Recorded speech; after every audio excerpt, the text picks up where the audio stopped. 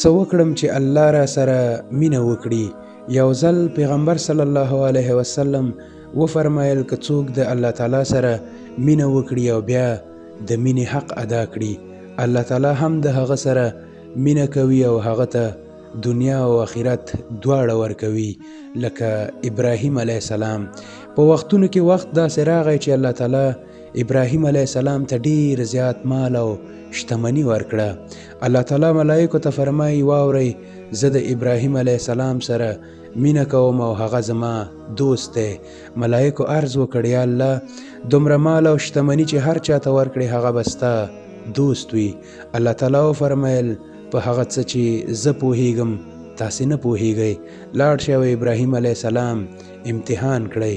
د ملائکو نه یو ملک د انسان په شکل کې د ابراهیم علیه السلام خواته راغی او د ونې شاته پټ کېناست او په ډېر ښکلي آواز سره د الله تعالی حمد او ثنا بیانوله.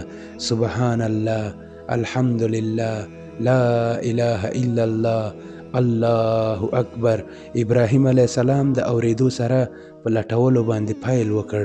کله چې د انسان په شکل کې ملک ولید ترنه پوښتنه یې وکړه آیا تا زما د رب حمد او ثنا بیانوله؟ هغه جواب ورکړ چې هو. ابراهیم علیه السلام وفرمایل یو ځل په ما باندې بیا واوره.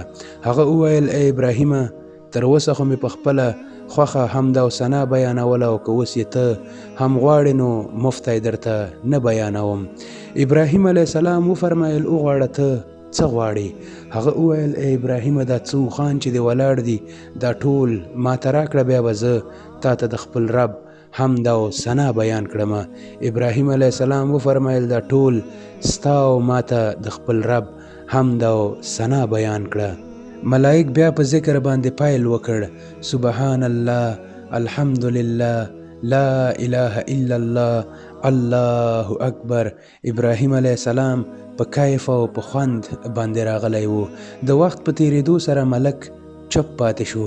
ابراهیم علیه السلام ترنه پوښتنه وکړه ته ولې چپ پاتې شوې؟ هغه وویل ای ابراهیمه څومره اوښان چې دې راکړي وو د هغې حق مې ادا کړ او که ته اوس غواړې چې زه تا ته نور هم حمد او ثنا بیان کړم نو مفتی درته نه بیانوم. ابراهیم علیه السلام وفرمایل وغواړه ته څه غواړې؟ هغه وویل ای ابراهیمه دا څومره څاروي او څومره ځمکه چې ستا د دا ټوله ماته راکه بیا به درته زه د خپل رب حمد او ثنا بیان کړم. ابراهیم علیه السلام وفرمایل ټول ستا شو خو ماته زما د رب حمد او ثنا بیان کړه. هغه بیا په ذکر باندې پیل وکړ. سبحان الله، الحمدلله، لا اله الا الله، الله اکبر. د وخت په تیریدو ملک چپ پاتې شو. ابراهیم علیه السلام په خوند باندې راغلی و. پوښتنه یې ترنه وکړه ولې چپ پاتې شوې؟ هغه وویل ای ابراهیمه دغه اوښان او څاروي او ځمکه چې تا راکړه د هغې حق مې ادا کړ. اوس خو تا سره څه نشته چې ما ته یې راکړې زه یې مفت نه بیانومه.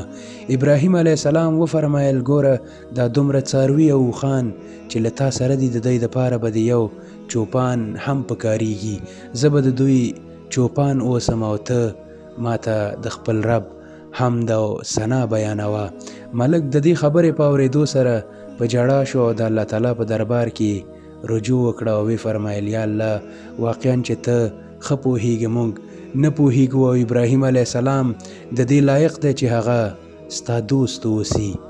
السلام علیکم.